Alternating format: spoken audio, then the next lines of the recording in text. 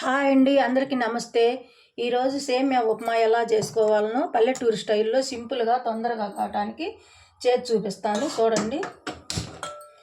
ముందుగా స్టవ్ వెలిగించుకొని సేమియాలు వేసుకొని దోరగా వేయించుకోవాలి.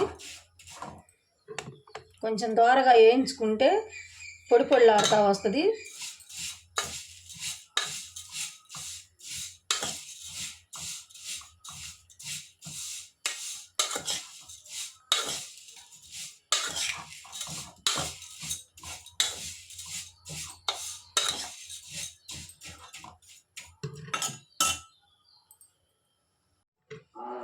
ఇప్పుడు రవ్వ సేమియాలు వేగిపోయినాయి. ఒక గిన్నెలోకి తీసుకోవాలి. లైట్గా గోల్డెన్ కలర్ వచ్చిందాక ఈ విధంగా వేయించుకోవాలన్నమాట.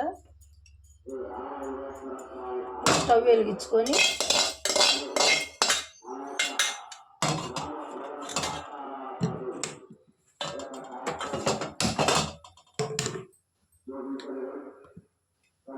తాలింపుకు సరిపోయిన మోయిన నూనె వేసుకోవాలి.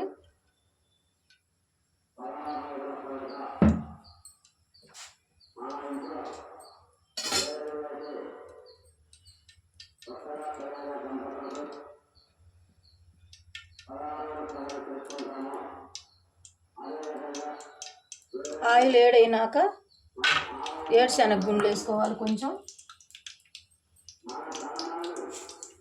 తర్వాత పోపు గింజలు వేసుకోవాలి. జీలకర్ర కొంచెమే వేసుకోవాలి. ఆవాలు, మినపప్పు కొంచెం ఎక్కువ వేసుకున్నా ఏమవ్వదు.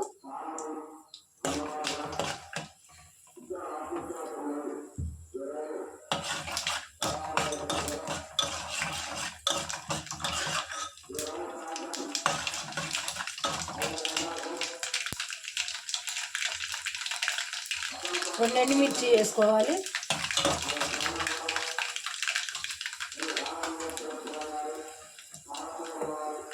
ఇప్పుడు ఉల్లిపాయ ముక్కలు, ఒక పచ్చిమిరపకాయ వేసుకోవాలి.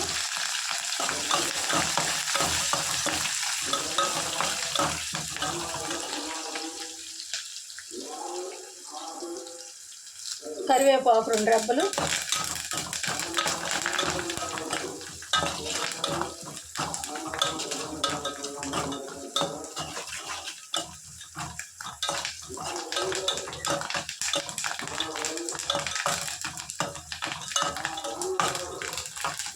తాలింపు వేగిపోయింది. ఏ కప్పుతో అయితే మనం సేమియాలు తీసుకున్నామో అదే కప్పుతో 1 కప్పు వాటర్ పోసుకోవాలి. 2 స్పూన్లు ఎక్స్ట్రా వేసుకున్నా, 1 అర గ్లాస్ వేసుకున్నా ఏం కాదు. ఏ కప్పుతో సేమియాలు తీసుకున్నామో అదే కప్పుతో వాటర్ పోసుకోవాలి. కొంచెం ఎక్స్ట్రా ఒక 4-5 స్పూన్లు వేసుకున్నా ఏం కాదు వాటర్.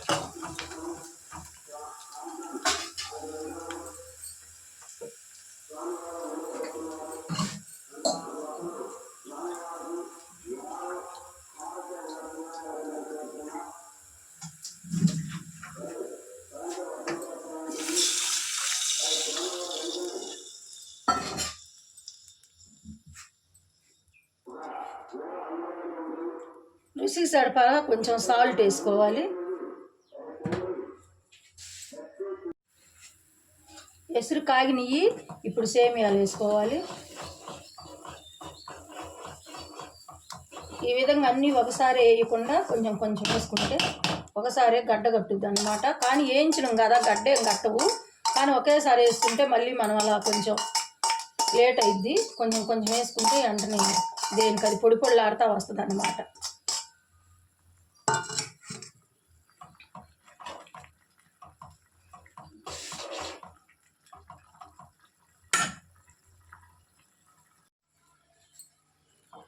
సేమియా ఉప్మా రెడీ అయిపోయింది.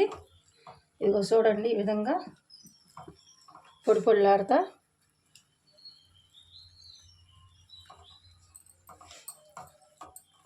మరీ పొడి పొడిలాడుతూ బాగుండదు. చూడండి. పల్లెటూళ్ళల్లో పొలం వెళ్ళే వాళ్ళు తొందరగా టిఫిన్ కావాలనుకుంటే ఉదయం పూట ఈ విధంగా సేమియా ఉప్మా సింపుల్గా తొందరగా పల్లెటూరు స్టైల్లో చేసుకోవచ్చు అన్నమాట. నేను ఇందులో జీడిపప్పు, అల్లం ముక్కలు ఏం వేయలేదు.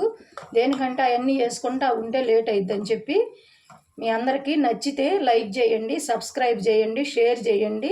మీరు ఇచ్చే లైక్ నాకు ఎంతో ఉపయోగకరం. Please subscribe.